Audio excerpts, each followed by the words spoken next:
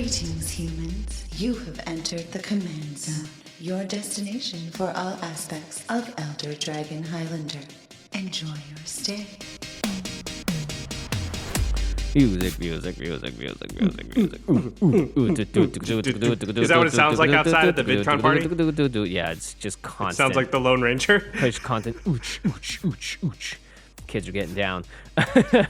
Oh, hey, you guys listening to this? Hey, guys, how's it going? You're listening to another episode of the Command Zone.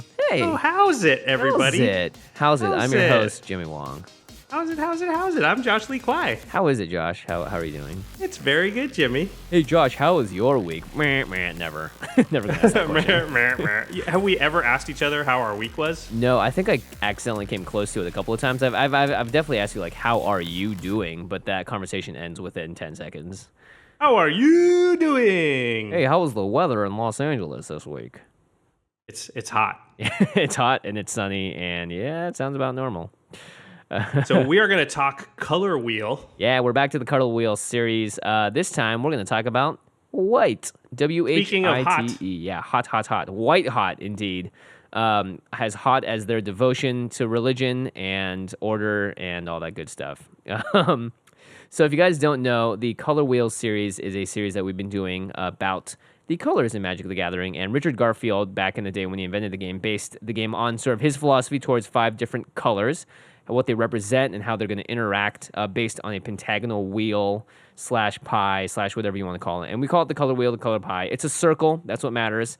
And he arranged the colors in a certain order so that each color's neighbors have related philosophies to the ones next to it, and the ones that are opposite of each other have an opposite philosophy. So black and white are the sort of easy ones to see, like, oh, black is the opposite of white. And you can see when you look at the back of the card, you can see that the colors are arranged in a pentagonal shape, and that's where you get to check out like who's next to each other and who's across from each other, like Jimmy said. Yeah. And I'm also going to be helped out, and we're going to be helped out today by Mark Rosewater, who is the head designer for the past 12 years for Magic. He heads the R&D team, and they're very talented. They know what they're doing. And he's actually more recently been revisiting his original articles on the color wheel and going more in depth than he did in the past and sort of updating how he feels about the colors now and how they've evolved since he wrote the original articles. So make sure you guys go check those out. We have the links to them as well in the show notes.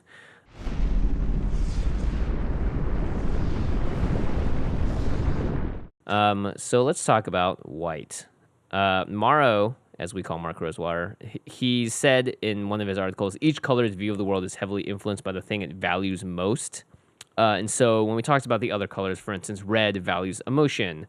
Blue we haven't talked about, but they value knowledge and control. White values peace, honor, law, religion, order, sort of the stereotypical things you would think about with the color white, because white's always been sort of that pure color in history. Back in the olden days, if you wore white clothing, it meant that you were pure, because also it's hard to keep clothes white in an era when it was very easy to be dirty. Yeah, it also meant you were probably rich because you could clean your clothes. Yeah. Yeah, the thing that I think is sort of maybe not intuitive when you think about white is the order part of it. You know, we get that law, religion, peace, those all make sense. But white is very focused around order, which maybe is not the first thing that you think of. But white is the color that's sort of the most like human society now. Yes, definitely. And you can actually see this in the creature types for white. They have a lot of humans. They have a lot of knights and soldiers and stuff. So I think white is definitely the closest analog we have to human society. They're very law-abiding. Like, white likes to make rules and then follow the rules. Yeah, and Morrow talks about this as moral law and civil law. So like a moral law is like what is right and wrong. Murder is wrong, or you know, doing good for others is right. And so the punishment for not doing those things is how white shows that punishment if you go against those things is they are very controlling as well. And the civil law is sort of like you're breaking the law, you're stealing something, and the punishments would be like loss of freedom or resources.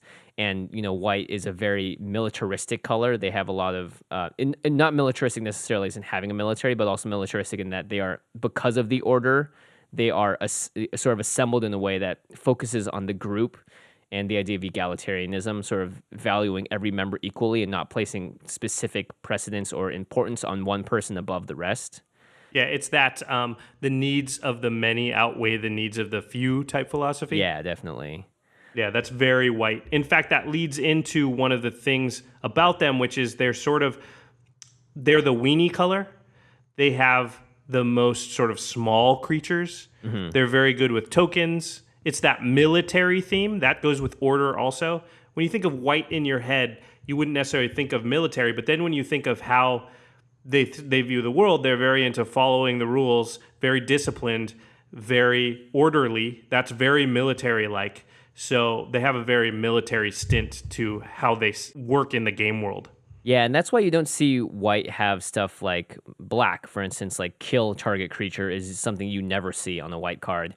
Rather, they have stuff like suppression and they banish stuff. So Oblivion Ring, Swords of Plowshares, where they exile something, lockdown effects like a pacifism or unrest. That's an enchantment that doesn't necessarily kill the card that it's trying to stop. It just puts them in a different place or restricts them from being able to do what the card is supposed to do. Yeah, the destroy effects that white does have, it sort of requires white to get attacked first. Like most of them have destroy target attacking creature or something like that. So white's like not going to be preemptive. You know, black's going to be like, I want to kill that thing. I'm going to kill it. White's going to be like, well, it hasn't done anything to me yet. Right. I can't really justify it. Oh, it's starting to attack me. Okay, now I'm allowed to. Yeah, or if it's like an arrest, it's like, I don't want that thing to attack me. So it's never directly removing it unless it's exiling it. And those are older cards too with like Swords of Plowshares. And even then, there is a balancing effect to it. So white is definitely about that order. When you sword something, you gain life. When you path to exile something, you get a base. The controller gets a basic land. Yeah, and even if you look at the flavor on Swords to Plowshares, it's turning the thing into a farmer. So it's very sort of similar to pacifism. It's turning it into something that's giving you life rather than taking life. Yeah, and one of the biggest things that we should talk about, white is known for board wipes. That's why you play 5-color decks, Josh, right? Yeah, I've literally added just white specifically to certain color pairings or color trios because I want the board wipes. And I think that the way that this makes sense in the color pie is that white is about sacrifice, but not in the same way black is. Black wants to sacrifice something for an immediate gain for an individual. Right. White's willing to make sacrifices for the greater good. So white will look around and be like, wow, there's a lot of evil in the world. I'm willing to just wipe the slate clean, even killing my own creatures, because that's for the greater good. Yeah, definitely. And the board wipe for white, it's unconditional usually. It's not destroy everything but mine. Black has those kind of board wipes. White usually is destroy every creature on the board. So white's idea of balancing the board, in fact, the basic card balance, does this kind of thing where it's like, you know what? It's not just your creatures that are dying. Everything is going to get destroyed at the same time. It's going to return religion, order, and law to the world by getting rid of everything at the same time. Yeah, the one-sided board wipes that white does have, besides Mass Calcify, it'll have something like Retribution of the Meek or Austere Command, which are sort of like the meek shall inherit the earth. It's sort of protecting the small creatures. It's looking out for the little guy because it's destroying all the big guys. So I think that's how it rationalizes it. Yeah, and a great card like Land Tax is sort of the opposite, where instead of you equalizing the board to your state, you're catching up to someone else when they have an advantage. You're taxing them, which is it's just super flavorful. I love it. I think that Land Tax is a very interesting card. It sort of breaks the color pie in a lot of ways. It is how white sort of synthesizes mana ramp. It's not ramp, but it sort of does a similar type of thing. It's its way to do it. It's not very inside of what white normally does, though. White's also the biggest enchantment color. Yep. It loves enchantments. It has probably the most enchantments. And the way I think this probably works is that what are enchantments? Enchantments are sort of new rules to the game. So if you put out an enchantment that says nobody can attack unless they have flying, that's like making a new rule to the game. Well, what does white like? It likes rules, it likes order, it likes following rules and creating order. And so enchantments are sort of the way to affect the entire world by putting a new rule in place. Yeah, which is really cool. I love that idea that white being able to like create something into the world that creates new order or new law, which is sort of what enchantment is very flavorful.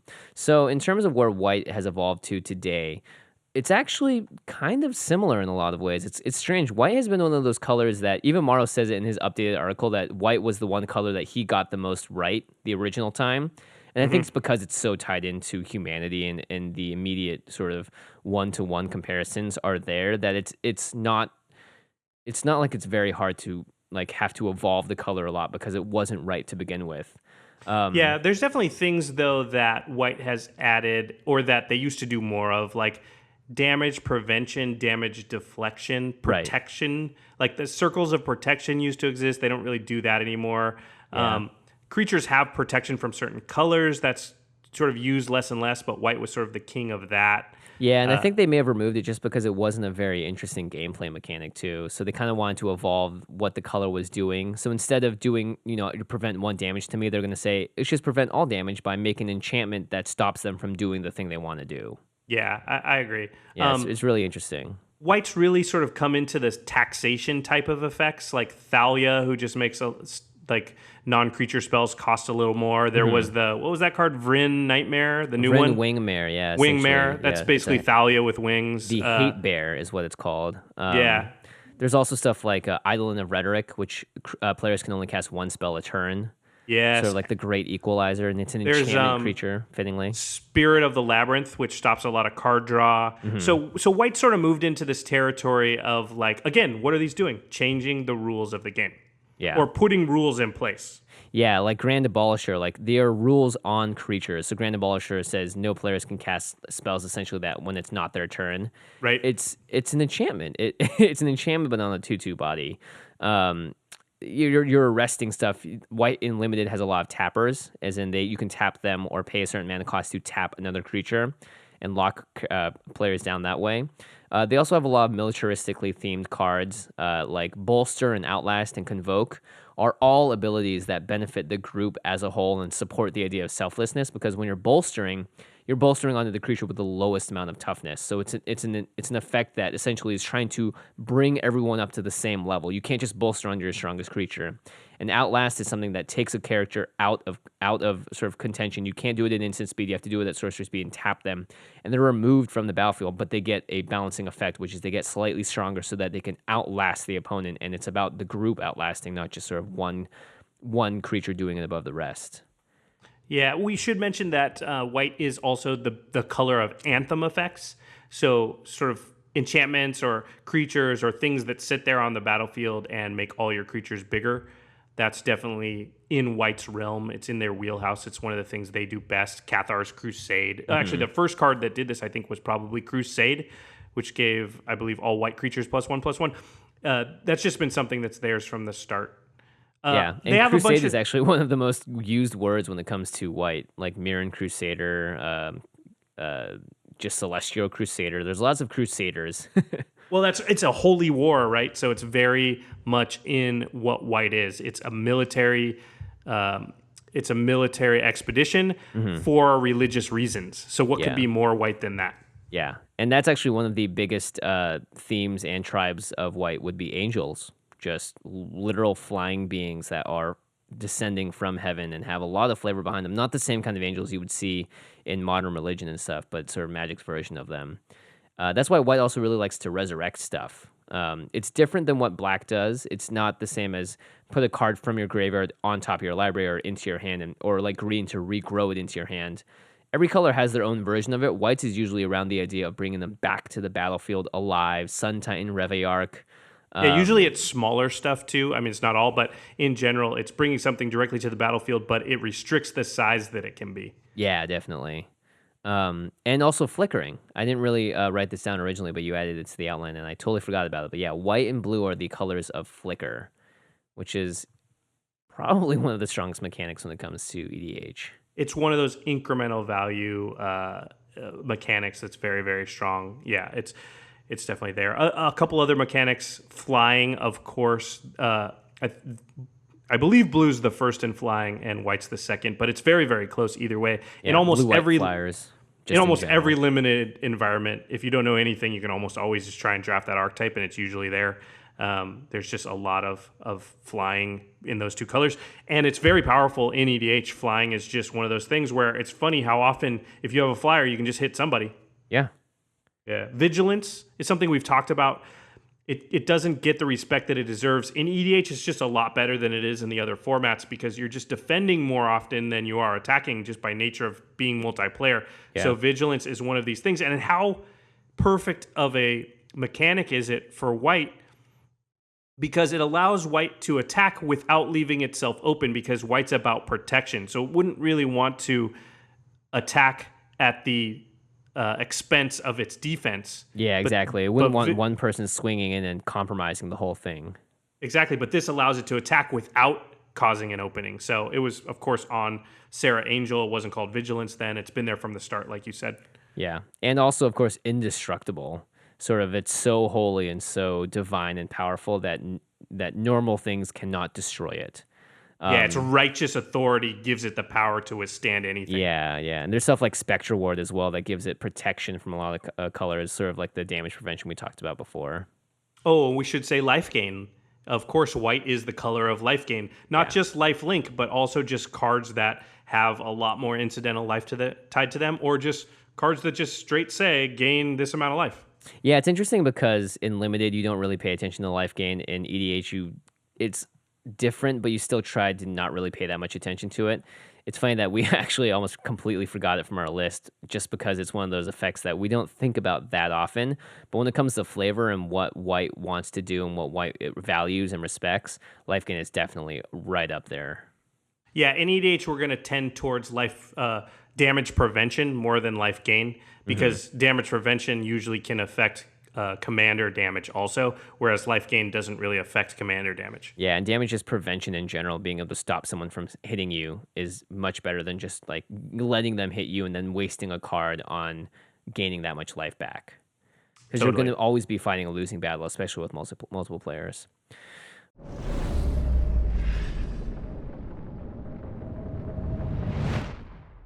All right, let's talk about some strengths and weaknesses of the color of white. We've already covered some of them, but to make the color wheel work, each individual color has to be very balanced. And the reason that Magic works is because each color is balanced in relationship to the other colors, and the developers get to really play with the little edges in between the colors and sort of what works and what doesn't. You know, why is this archetype strong and what makes it not strong, so that when you're drafting it, you can make sure that, you know, everyone has an equal chance on the playing field depending on what they draft in sort of when they play the game. And the reason that sometimes the draft environment sucks in Magic is because one archetype is just way stronger than the rest. And that's sort of the thing that you always want to avoid. And that's why EDH is a great game, is because you have access to every card in the history of Magic. In general, you're going to have more balanced games because everyone's able to draw from a much larger card pool. So we've talked about strength in numbers already, just the power of numbers, tokens. White is very good with tokens because they both create tokens and they have ways to pump your entire team. We talked about board wipes already. Board wipes one of the strongest things you can do in EDH. So white's the best at board wipes. That's really the number one thing that white brings to the table. It's the reason a lot of times that you wish you had white if you don't. Yeah, and it's taboo to talk about, but white is also the color when it comes to land destruction. Not many other colors really can do this. Red has ways of blowing up lands, but white has Armageddon. White has a thing that can just get rid of every land on the table. And it's legal in EDH, but it's rarely played because it's kind of like, I don't know, it's kind of like someone like forcing their, like, it's like kind of like getting Jehovah's Witnesses at the door, right? Like you don't, you know it can happen, but you don't want it to. And it really is a hassle because it's like, great, I have to, like, if you get all your lands wiped off the board, it's really an unpleasant experience in EDH because so much of the game is dependent on being able to play the spells out of your hand, just in general, that being able to do that is why it's so taboo. It's undeniably an extremely powerful effect. It's also undeniably a hot button issue that's definitely going to rub people the wrong way. Yeah. And that just, you know, in a casual format, that may be just a little bit too high of a price to pay. I only have one deck that has Armageddon in it. I rarely will even play it when it's in my hand. And I don't care when other people play it, but I'm still sensitive to other people's feelings about that card. Yeah, it's definitely, it's so hot button. I mean, we could, again, spend many episodes just talking about that in general and how, I mean, maybe there's a future series about how to make land destruction work in your meta, because there are ways to, you know, really, there are ways.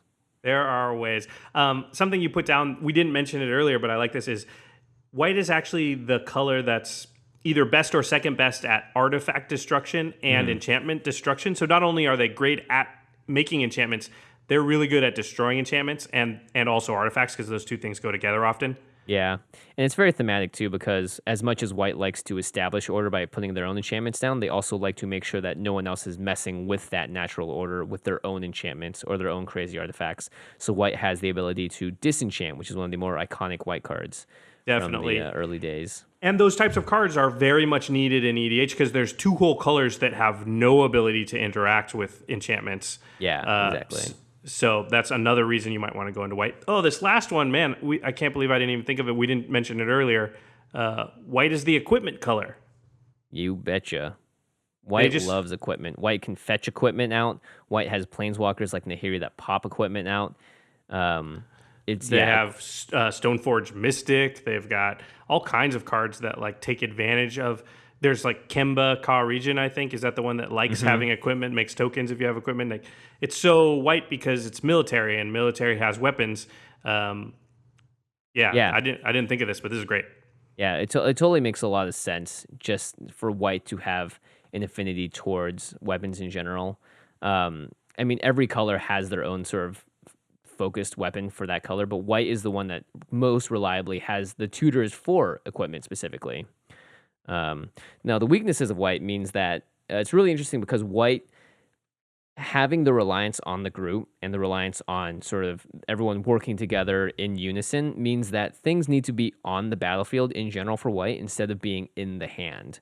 So white kind of puts it all out there when it goes all out.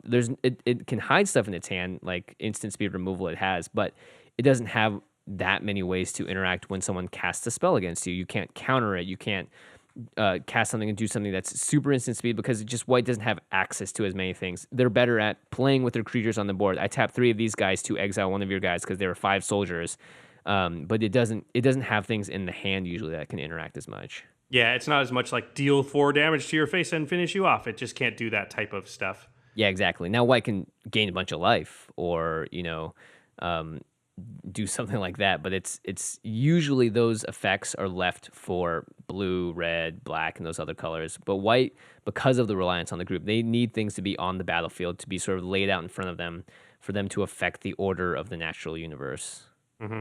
They're also not great at tutoring, and they can only tutor very specifically. So they can tutor for equipment, artifacts, enchantments, and that's kind of it. Yeah. And there's not a lot of those either. There's only a few. Yeah, and it makes sense. I don't think white should have the ability as well to be able to just grab anything from their deck. I don't think it fits thematically, and it makes sense. When it goes to tutoring abilities, red is by far the worst, and then it goes white. And I think the rest, because I think being able to fetch creatures in green immediately places it as better than white, because creatures are the bread and butter of Magic the Gathering, even if it's not necessarily so in EDH. The ability to just get a creature is usually, most games are won with creatures on the board. Yeah, I agree.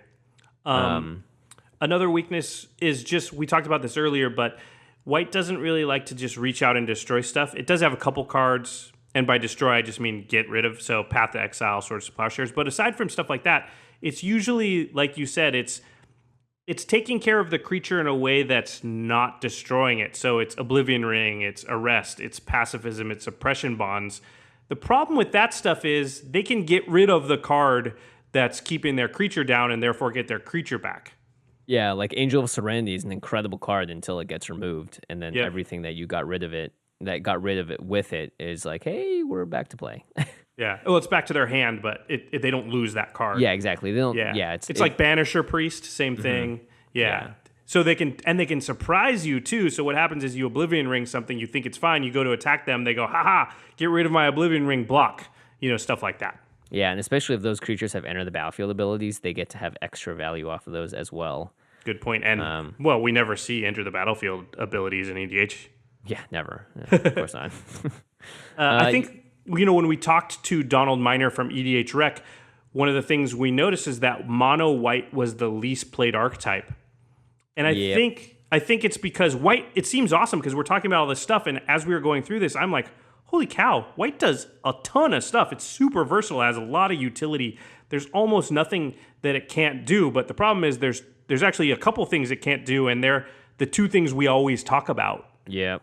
For every deck. Card draw is bad. They're not good. Yeah, they're the worst. I think red used to be sort of down there with white, maybe a little worse or tied, but in recent sets, we've gotten Chandra Pyromancer, we've gotten Outpost Siege, yeah. We've gotten red has a new kind of card draw, and red's card draw is exile a card at the beginning of your upkeep, and you can play it until end of turn. So it's sort of pseudo card draw. White doesn't have that equivalent, and so now I think white is actually the worst card draw color, which is bad for EDH. Yeah, and there's just a couple of cards. I mean, that's why that one card was at the top of our white lists, that every time a creature with power 2 or Mentor of the Meek. Because it's just like, it's card draw in white, and that immediately makes it one of the best white cards. Yep, for sure. And that's why Skull Clamp is so often the best card in any white deck, Yeah, exactly. I mean, white, like red, has to rely on artifacts when you're in the monocolors to really fulfill that sort of part of its weakness. White's also just not good at ramping. There's not many cards outside of something like land tax, but that doesn't necessarily ramp you. It just gets you lands in your hand. Yep. So, I mean, the good thing about ramp is that you can cover your butt a lot by just putting mana rocks in. You know, Soul Ring, Thrawn Dynamo, Gilded Lotus, Worn Power Stone. There's a ton of them. So ramp is not as important, but it's still definitely like every deck needs it. And the fact that you don't have any great synergistic mana ramp cards, you know, you have to just do basically all mana rocks is a downside. Yeah, well, I mean, it leaves you open to just artifact hate too. You know, green has creatures that can tap for mana. White, if you're only using artifacts, well, someone can definitely take advantage of that and shattering spree you till you're not happy. I'm not happy. I'm not happy about this.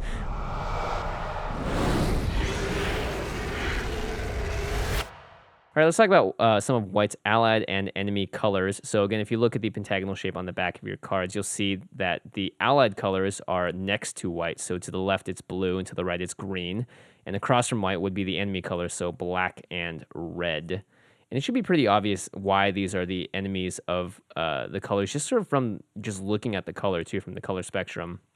Fortunately, these colors are the reasons that white is very good, is because while white doesn't have card draw or ramp that's terribly strong, it's got so many other colors that can fulfill and like sort of really buffer these weaknesses and make white a very fun color to play with. Yeah, white definitely covers you in a lot of areas. So if your other color's giving you the things it's not good at, then it can be super strong. We're going to start with Boros, which ironically is sort of the hardest color pairing. We've bagged on it a little of late, and I think a few people have sort of taken exception to that, but I still maintain red-white is just the hardest two-color pair deck to build in EDH because... Yeah. And again, why? Because both have bad card draw, and they're both bad at ramp, and it's also just straight aggressive. Yeah. All things that are just not necessarily good in EDH. I'm not saying you cannot build a good deck in those colors. It's just harder. And then it's just harder to build a variety of different decks in those colors. So you're basically going to go sort of some kind of aggro build when you do this. Yeah, and it's the purpose with passion is how Morrow describes it.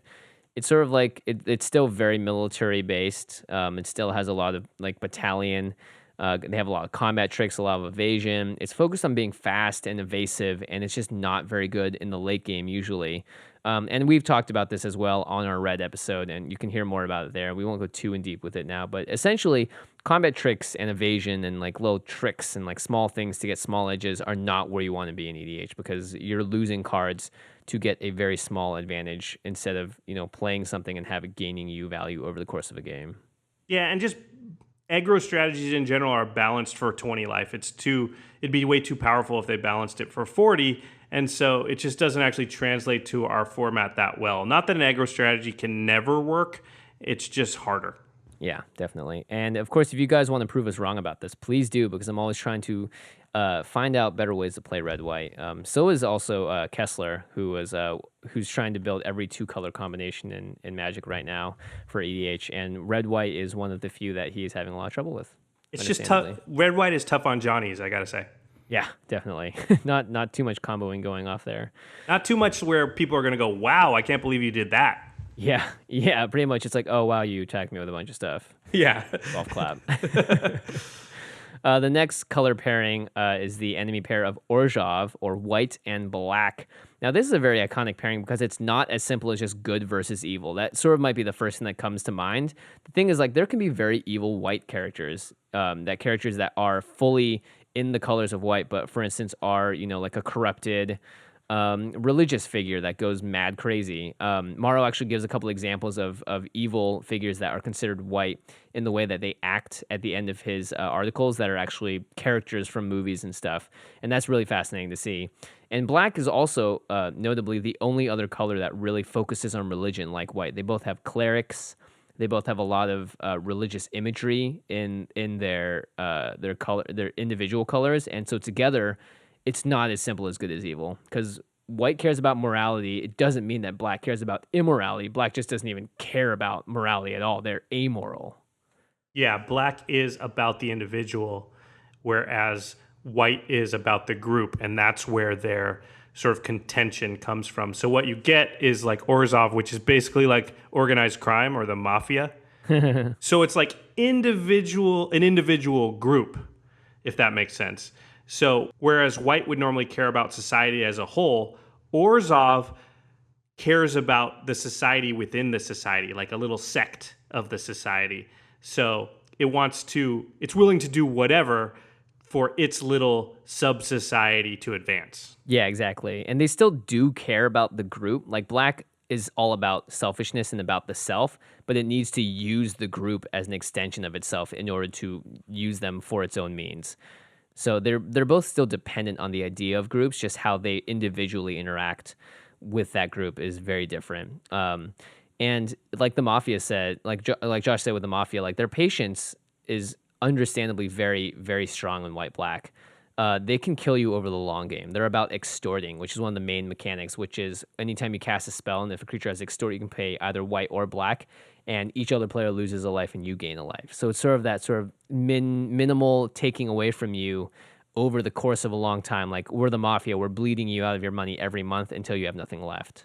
Yep. Some iconic... I mean, forget about it. Hey, forget about it. Hey, forget about it. Yeah. Some iconic cards in Orzhov would be like Ghost Council of Orzhova or the Ghost Daddy himself, white, black, black. Forget about it. That card is good. Forget about it, yeah. It is really good. It was in Modern Masters as well. When he enters the battlefield, target opponent loses 1 life and you gain 1 life, so it's essentially like extort. And you can pay 1 to sacrifice a creature, a very black effect, exile this creature, and then you return to the battlefield under its owner's control at the beginning of the next end step. So he's forget about it. Yeah, forget about it. You want to kill this guy? Forget about it. He's going to just flicker himself out of there. So the white flicker effect compared with the sacrificing a creature to be able to trigger it is very white-black. Like this card is, the flavor is out the door. You can just forget about it. You can forget about it. Yeah. All right. So you want to move on to allied pairs? Yeah. So allied pairs, and these are where it gets fun for me because white and their allies are some of the most played color pairings, I think, in EDH. Selesnya, white-green. This is as token-centric as it gets. Yeah, this is Token City. Yeah, you can just forget about it. It's Token City. White and green are very selfless colors because white's all about order and religion, and green is all about natural nature and natural order. And so together, they're about, while green wants to grow out of control, it's also not doing it in a false way. Green is doing it organically, and white likes that sort of organic growth. Mm-hmm. It's a very creature-centric color pairing, and also just the idea of a higher power, like the spiritualism that green has. Like Mother Earth, and white has just religion for whatever their deity is, Heliod, god of the sun, etc. Right. A lot of token generation, a lot of token pump, and I really like the cards that fit into this, like Gaddock Teague. That's an interesting one that stood out to me because there also so are a lot of hate bears in both these colors. So, tokens is one way to go. You can also go like pure hate bears. We talked about Gaddock Teague in a previous episode with Alex Kessler. I'll read him again really quick. He's 2 mana, a green and a white for a 2/2. He is a legendary creature. It says non-creature spells with converted mana cost 4 or greater can't be played. So if it costs 4 or more and it's not a creature, you cannot play it. Jeez. And then he says non-creature spells with X in their mana cost can't be played.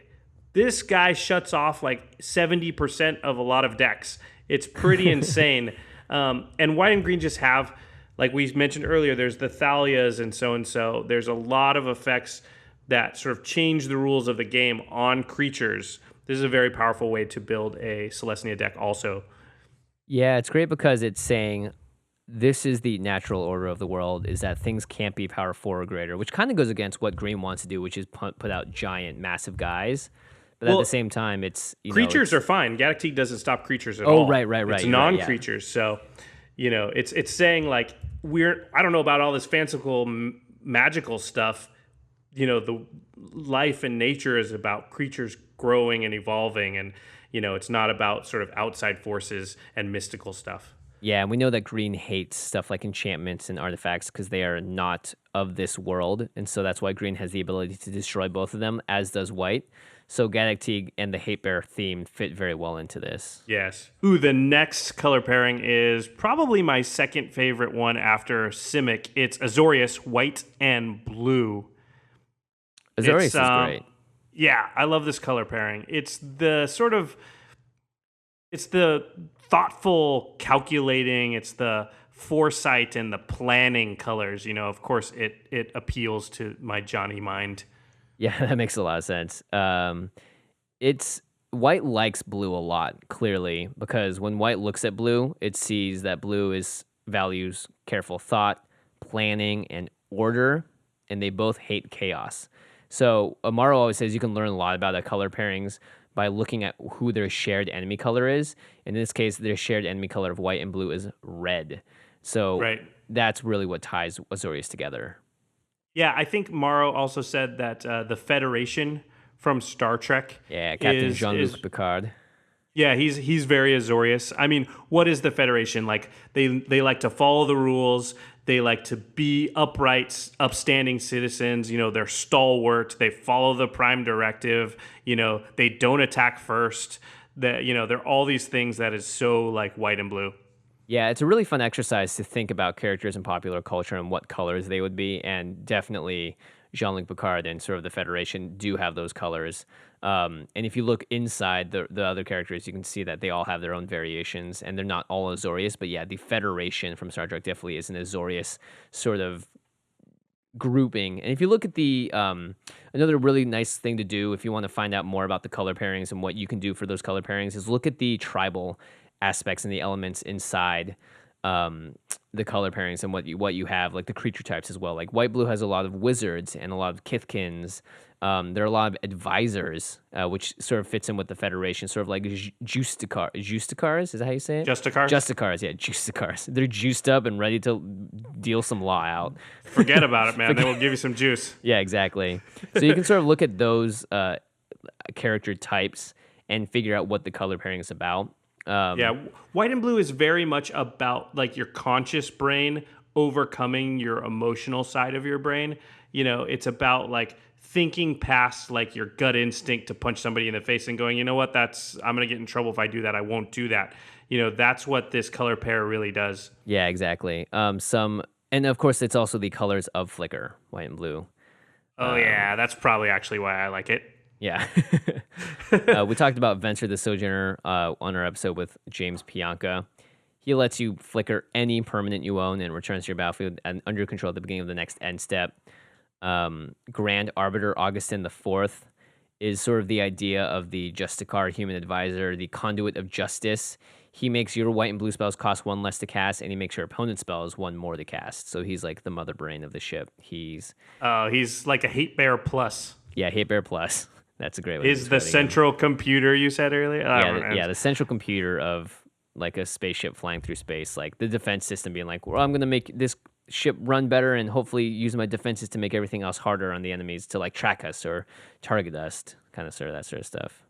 Yeah, and don't forget that this is also the color pairing of flying. So flying, very important in EDH. Always surprised how powerful it is, how there's usually somebody without a flyer at the table. Yeah, it's almost a guaranteed way to at least get some damage in is just have a flyer in the air. Yep. Unsurprisingly. So we'll talk about the shards and wedges for these colors later at some point. And again, to find out what this shard is, You look at the color wheel and you take white and you find its two neighbors, and that's a shard. And to find a wedge, you take its one neighbor and then it's the color that is the shared enemy color of those. So it's like a pizza wedge across the color pie. But there's a lot more to delve into there. So we're going to cover those, of course, in another episode.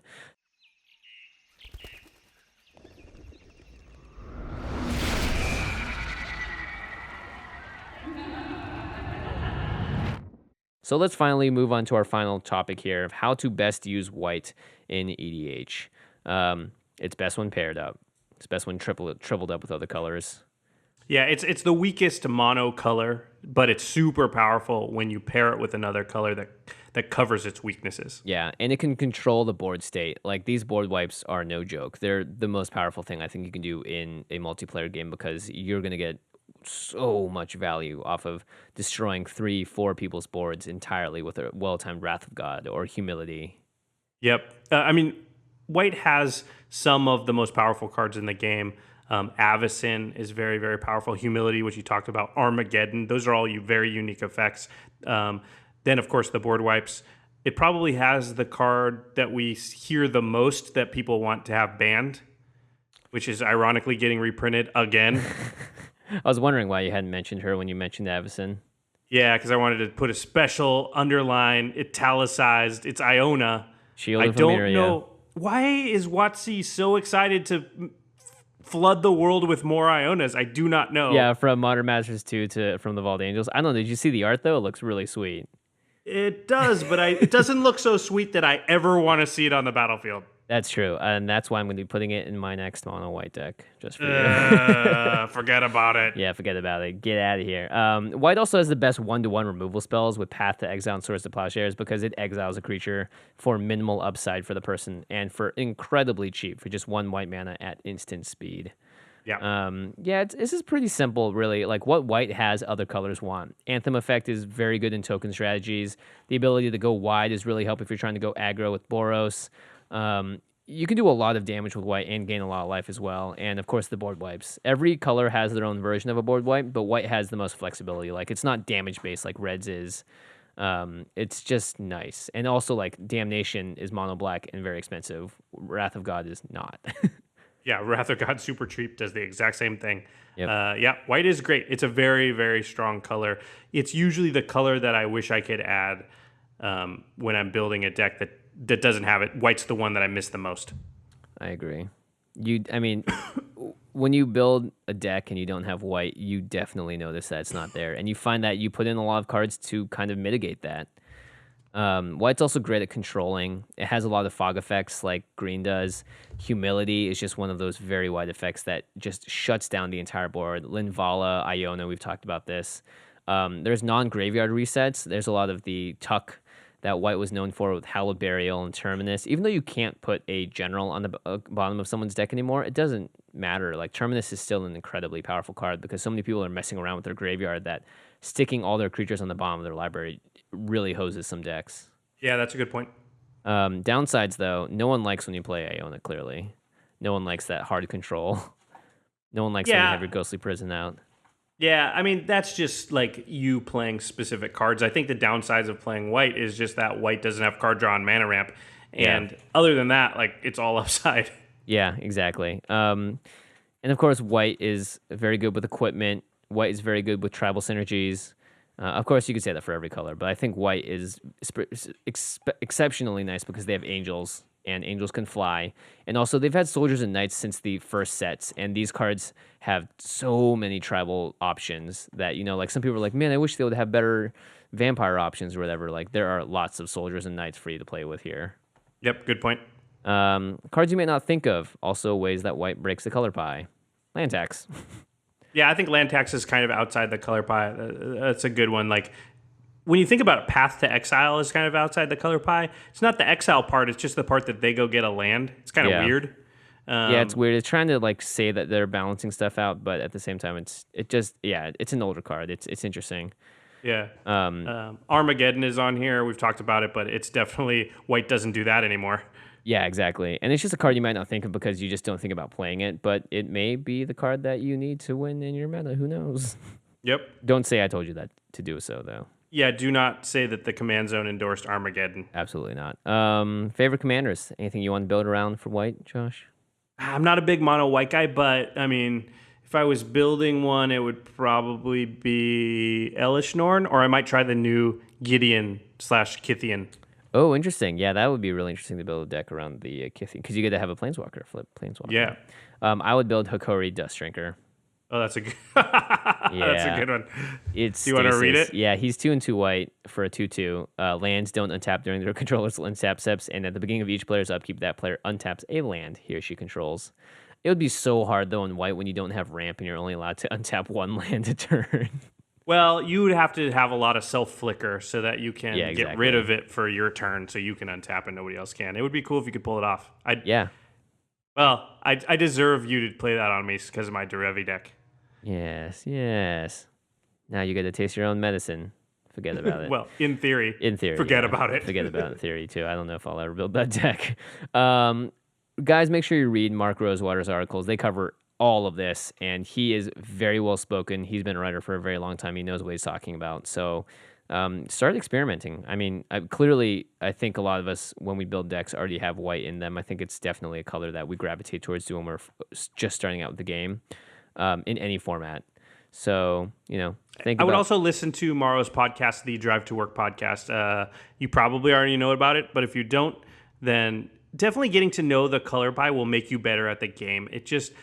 Our format's so big, we have available to us every card in the history of Magic. You just can't possibly know every card, but what you can know is sort of the intricacies of how each color works.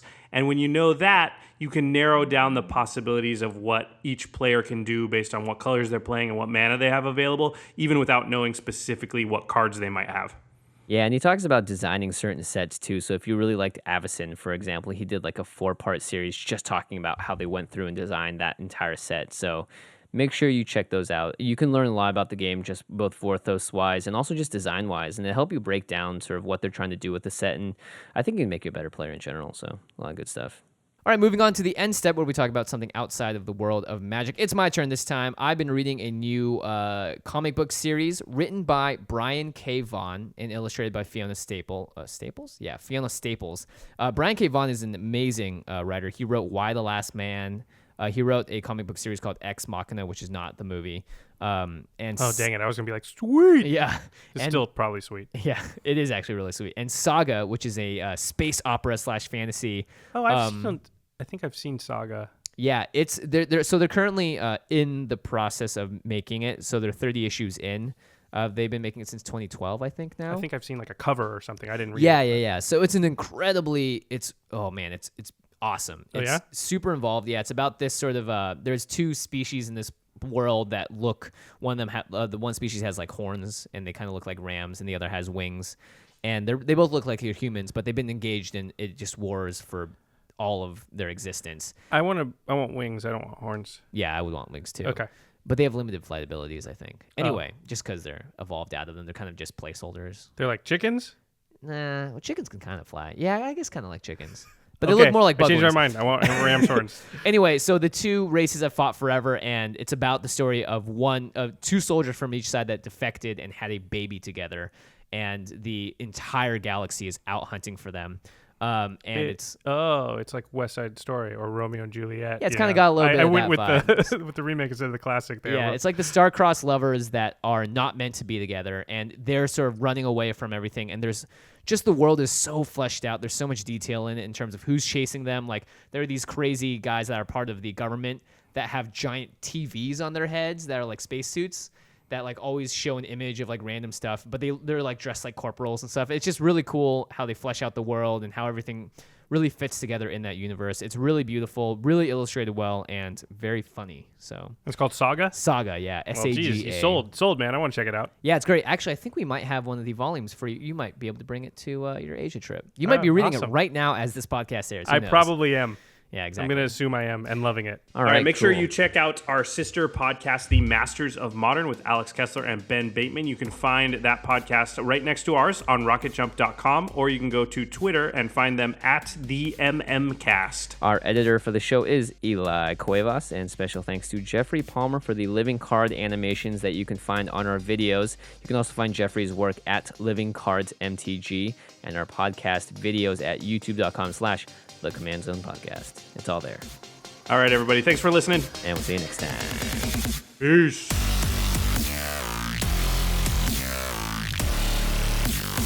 Thank you for your attention.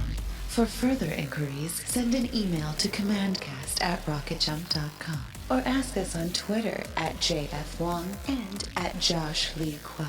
See you later, alligator. Greetings, humans.